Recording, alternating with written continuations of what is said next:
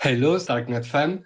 This is Nurstar speaking, and welcome to Meet the Foundation, a new special monthly edition of the Star Cafe show, where we'll be exploring the mission of the Starknet Foundation and the activities that it is bringing forward in order to boost growth and development in this fascinating ecosystem.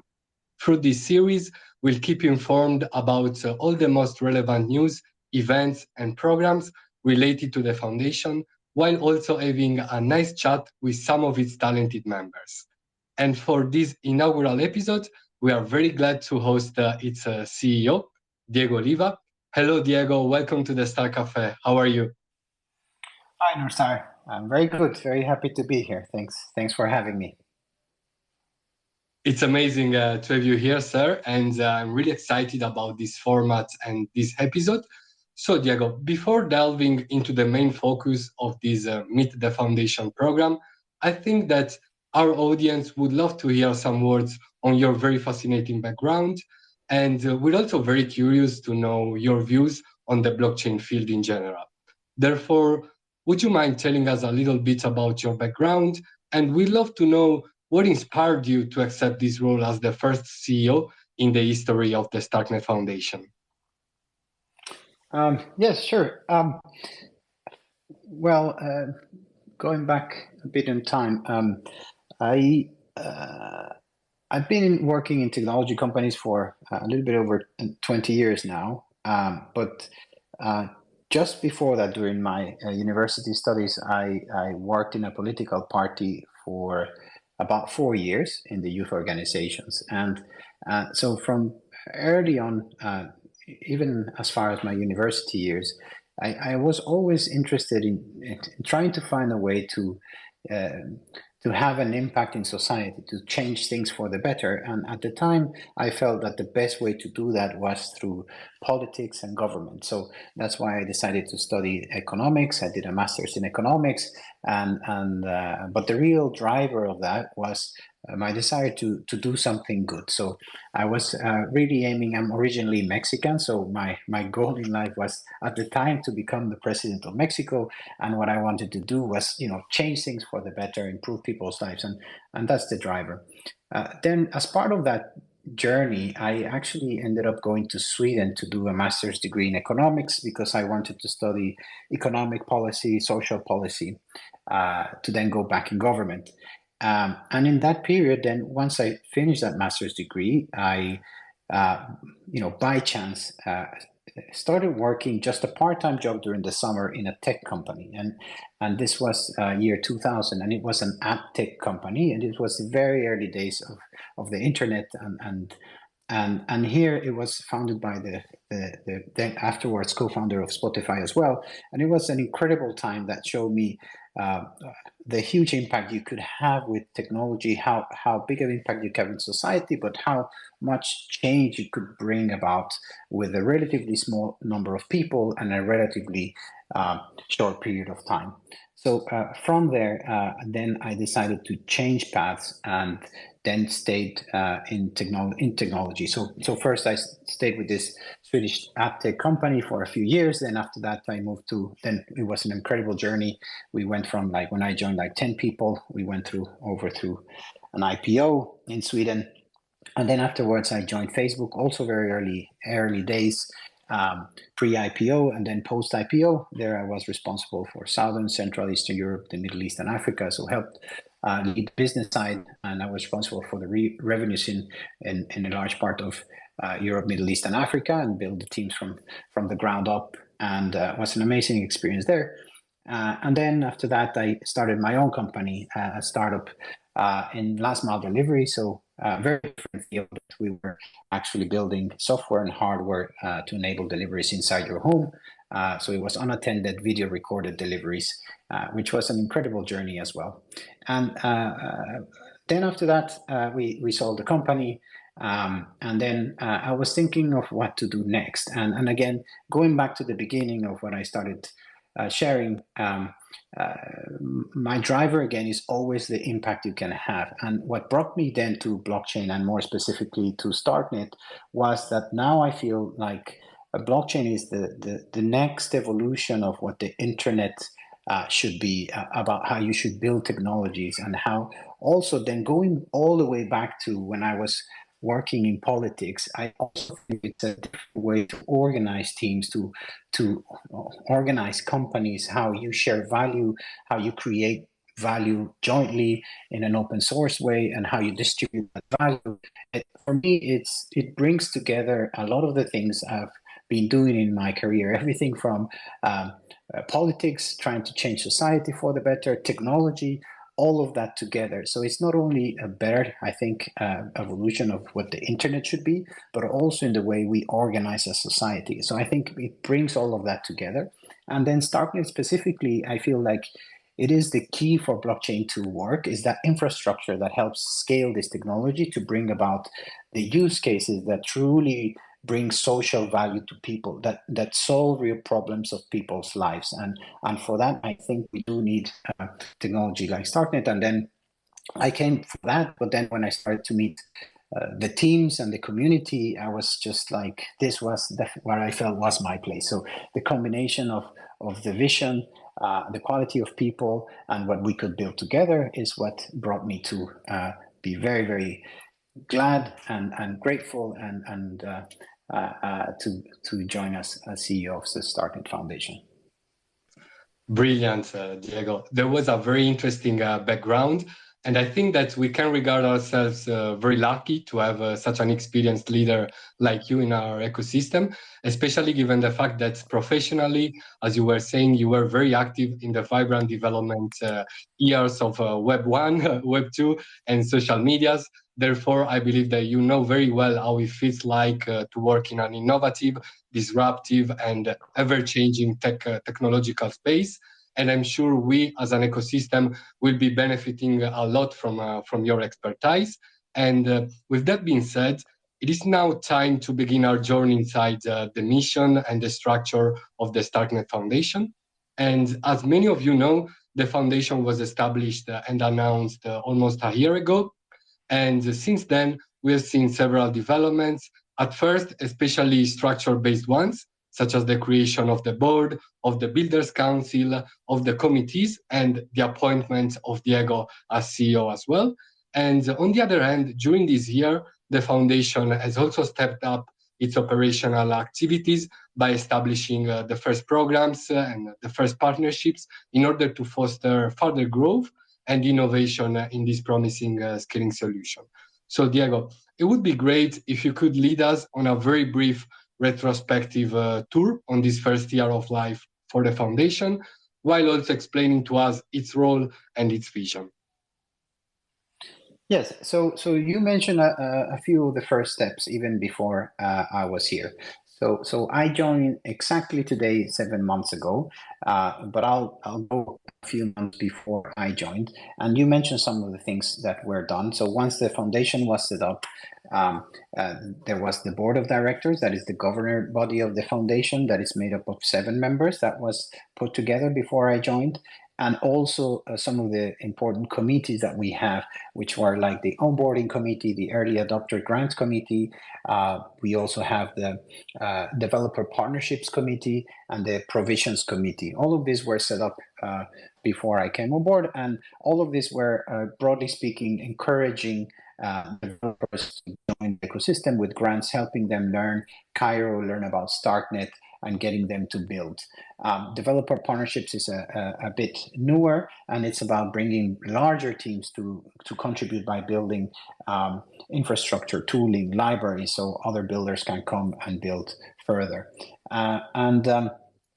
Another newly created program that I've announced before and we're about to launch is the Early Community Members Program, that is also trying to target not only engineers that have been here from the early days of Starknet, but non-engineers that have contributed in a meaningful way to our ecosystem. So all of these programs have been set up, and ultimately it's sort of the foundation of the foundation, meaning that it is how do we bring together and onboard those people that have made Starknet possible to begin with, and also how do we do that in a decentralized way. So the committees are put together by members of our community vastly. So again, is for them to have a say and contribute to then assign grants and also advise in the direction that Starknet should be going.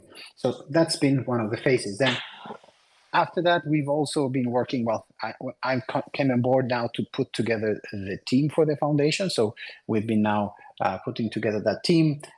Then we have now a few people on board. Like we have our finance operations that is with us.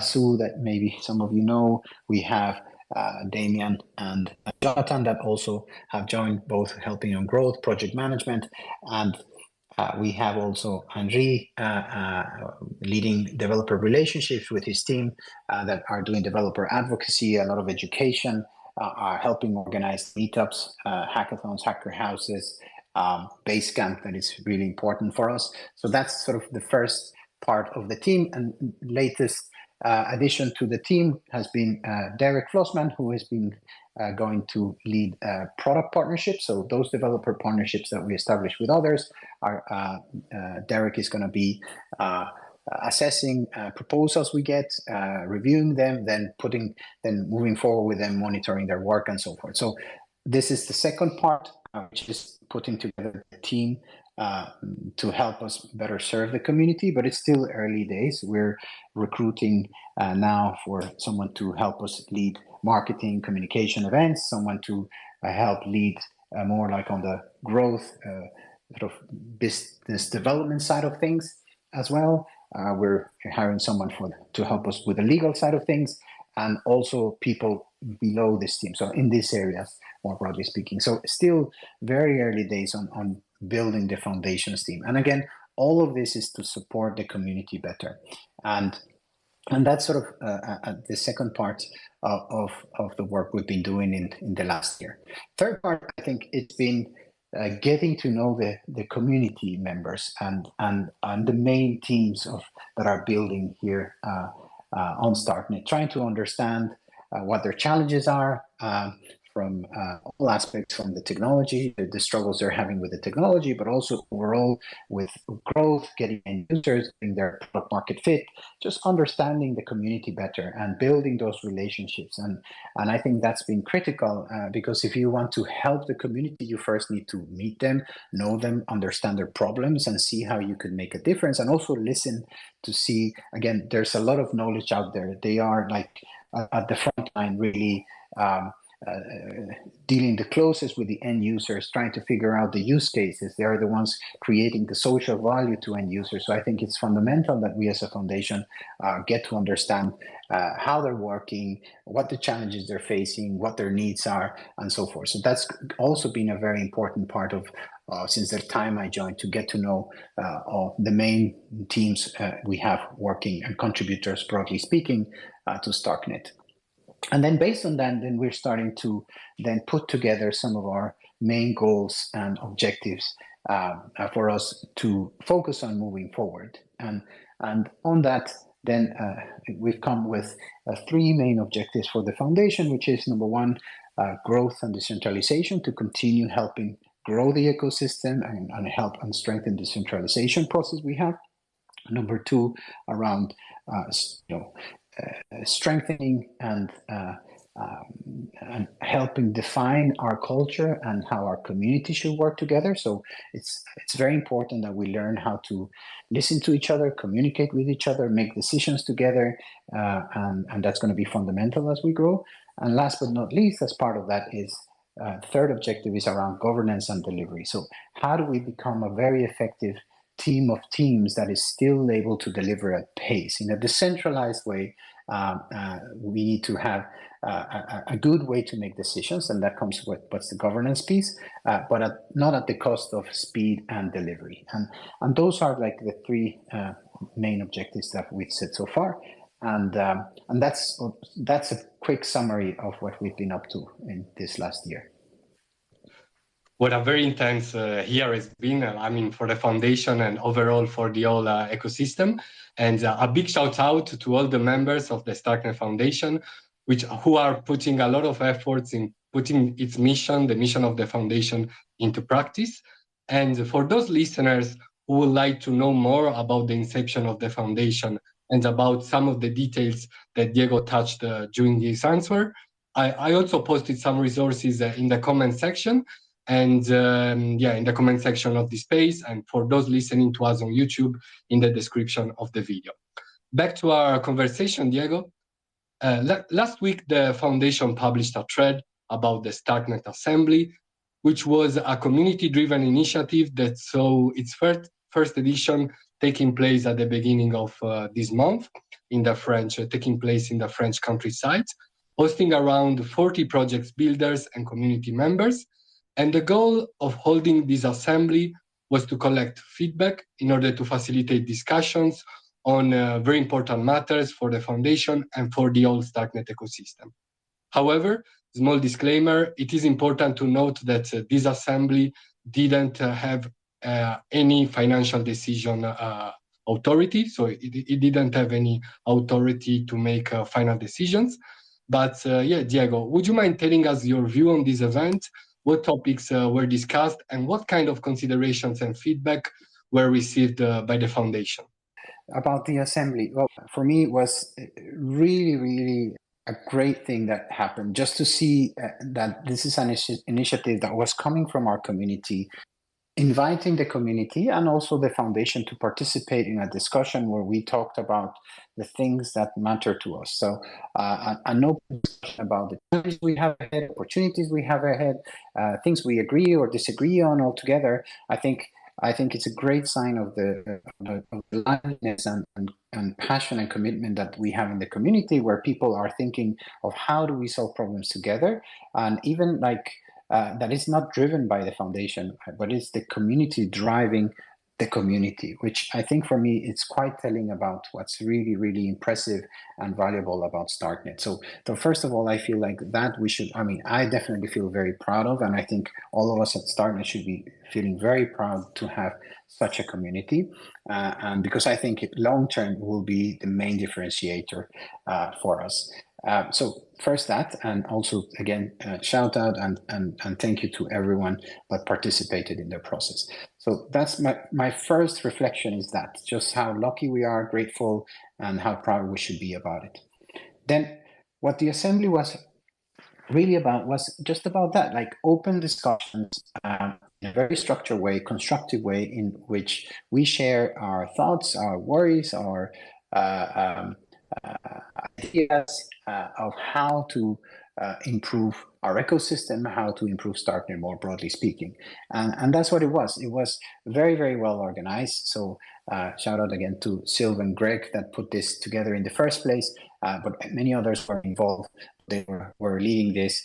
They put together a great event in a great format as well, called Global Cafe, that allowed for 2-3 hour discussions of different topics to try to, again, discuss what was in the mind of the community. And also in the process, they were asking, before the event, they reached out to the community, had different forums for feedback, so people could actually share questions, the topics they wanted to discuss, the ideas they had.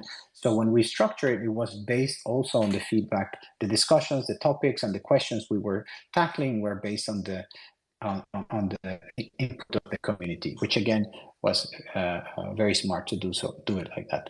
And the 4 main topics of discussion we had, or the community decided that we should be spending our time on, were number 1, the technology. How do we make that better and improve that?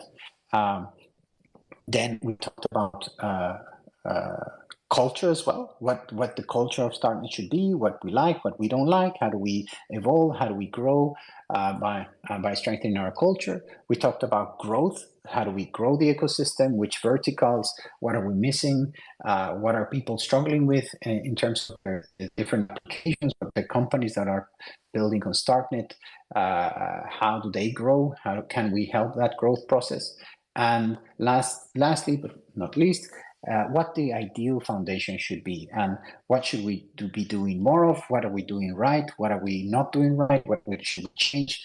And we had these 4 topics, and we spent, as I said, like 2-3 hours each of them with a lot of discussions and changing tables. So we heard from a lot of people, and I think we had great discussions. I personally learn a lot just about hearing the experiences of people, ideas of people. Some of the things we're struggling with, I was familiar with, and some others less so. So for me, it was very helpful to get those insights and get opinions. And also, I feel like people also learn a lot from each other. So they understood better the other ways of thinking. Some people changed their mind in terms of what they thought we should be doing after listening to other members of the community. So it was very engaged, very constructive, great energy, really passionate people. And I quite frankly became not only gained a lot of insight and felt like I understood things better after the assembly, but I also came out of it much more energized and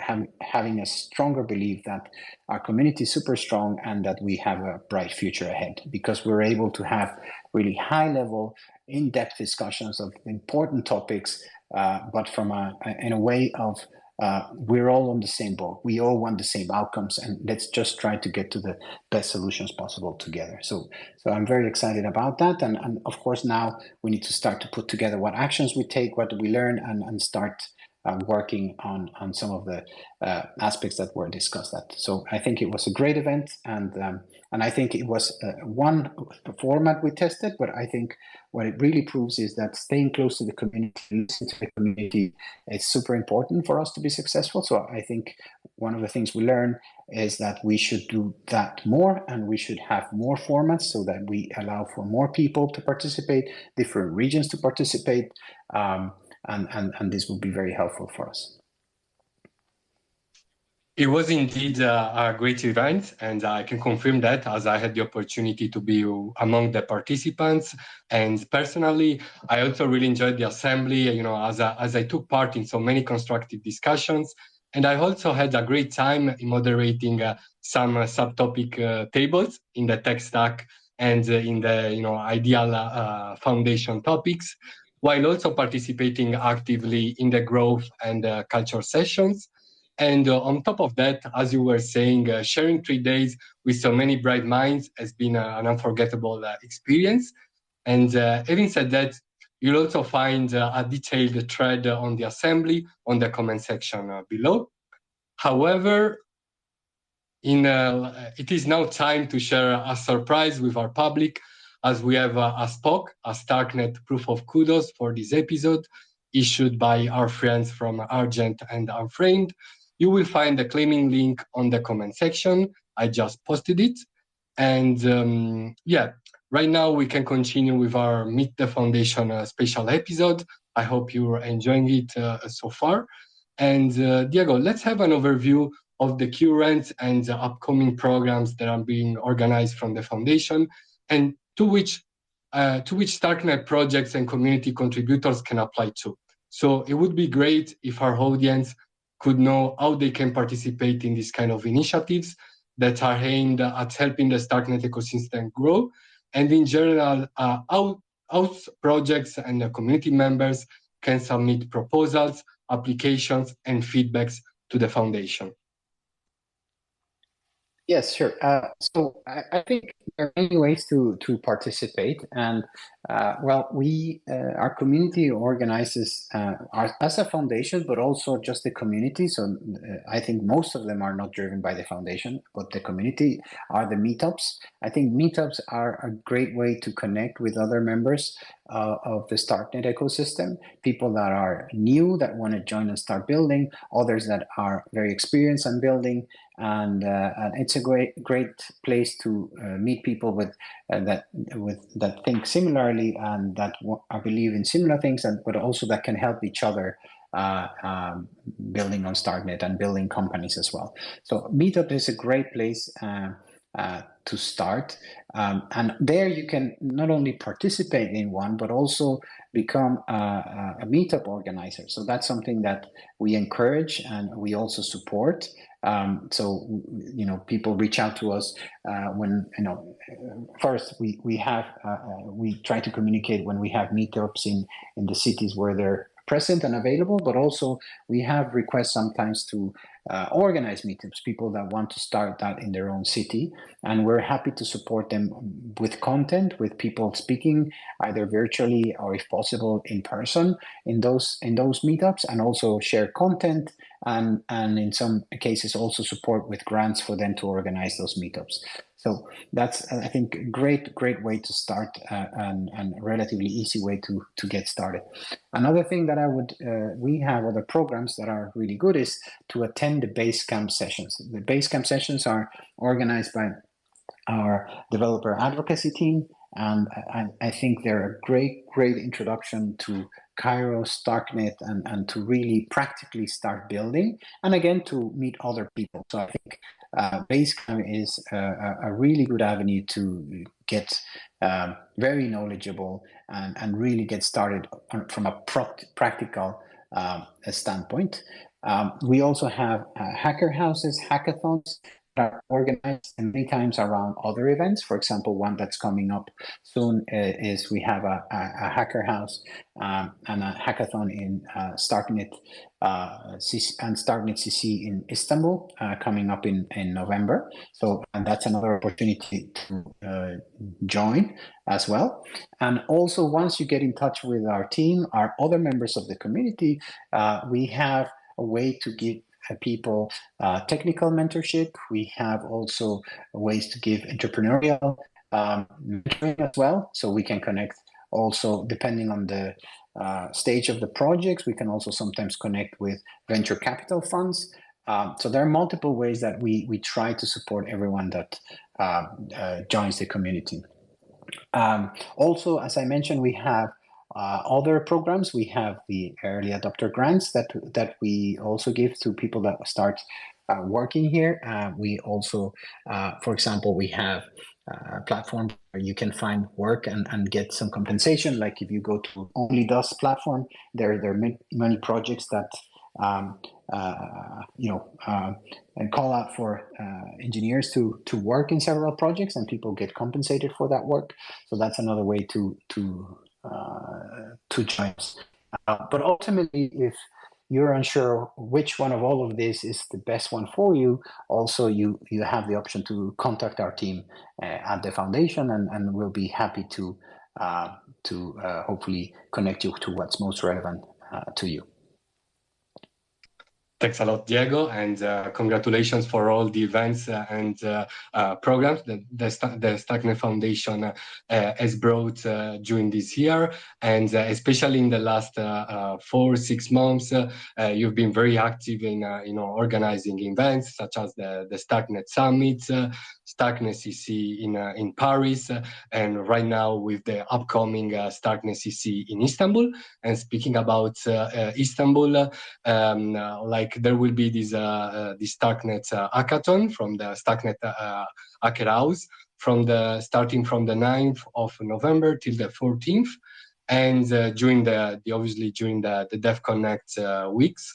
And sign-ups are closed, but keep an eye on the news that will definitely be shared about this great event, as many interesting experimentations and projects will be carried out during the hackathon.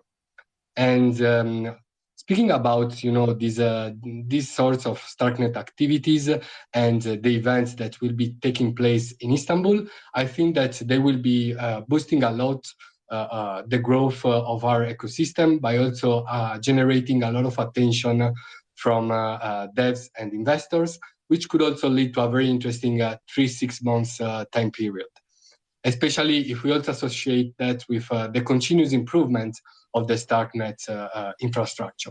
Therefore, I would like to know what's the short, medium term roadmap for the Starknet Foundation, and how can we make sure to begin the next year with the right foot as one of the most competitive and also welcoming scaling ecosystems?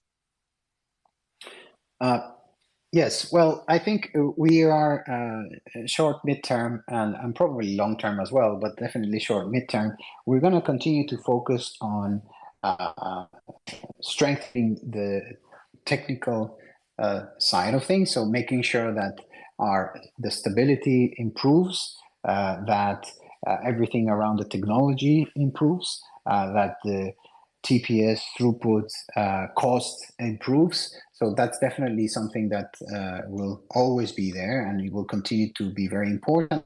But now there's a lot of demand from the community and to strengthen and do a lot of work around stability, and so that's going to be and is being a very big focus of us to get that right, and obviously continue to improve speed, throughput, cost, etc. That also will continue. So that's what I think of. And, another thing that we will definitely be focusing is like growth, and that I mean growth of our developer ecosystem, growth of our developer partnerships, and overall enabling growth of dApps on Starknet. So I think here this is a fundamental focus for us. We are, I think, have a great, thriving community. We have one of the leading, if not the leading, developer community in terms of active developers, but I think we want much more. So we want both like individual developers, we want more companies to build, we need much more infrastructure, much more tooling, and libraries, everything that makes us the best place to build on for a lot of builders of dApps to come and choose us to build their companies here. So I think that's going to continue to be a big focus for us. So how do we achieve that? And another part, as I mentioned, is also another part that we're going to be focusing on is on the community. So it's not only making sure we work together to have the best, continue to have the best technology, to also see how we can grow the most together, but also how do we strengthen our community, strengthen our culture, how do we work better together? I think that's another big focus that we will be having, and I said that one short, medium term, and long term. I think it's very, very, very important to get better and better at listening at each other, communicating, coordinating, prioritizing the roadmap, prioritizing what we work on, learning from each other. So now we're working on setting up committees in the key verticals like a DeFi committee, a gaming committee, and other things to just be put together the brains in our community to make better decisions, to take advantage of the really talented people we have here already and try to work together to get better outcomes. So, all in all, that's a quick summary of what we will be focusing on in the next few months. Thanks a lot, Diego. Really excited to see how the foundation will carry out its plans to help Starknet grow faster and farther. And well, my friends, I see that there are no questions in the comment section. So I think we can wrap up this first episode of Meet the Foundation. I think it was amazing. And first of all, thank you to everybody for tuning in to this special episode of the Stark Cafe, where we had the privilege of speaking with Diego Oliva, the CEO of the Starknet Foundation. It was an insightful and enlightening conversation, diving deep into the work and the vision of the Starknet Foundation. Diego, thanks a lot for joining and for sharing your expertise and insights with all of us. Thanks a lot. Oh, thank you for the invitation. It's a pleasure to be here. And thank you very much for all of you that were listening. I hope that was helpful and look forward to meeting you in person and hopefully exchanging many ideas in the time to come. Thank you very much for being part of Starknet. Thanks a lot, Diego. Likewise. And once again, thanks a lot to all of our listeners. I really hope you enjoyed the talk. And yeah, if you just connected right now, make sure to go to the comment section and claim yours. So guys, it's time to close. Remember to share the Starknet vibe and see you next time. Bye. Take care, guys. Thank you very much. Bye-bye. See you, Diego. Thanks. Bye-bye.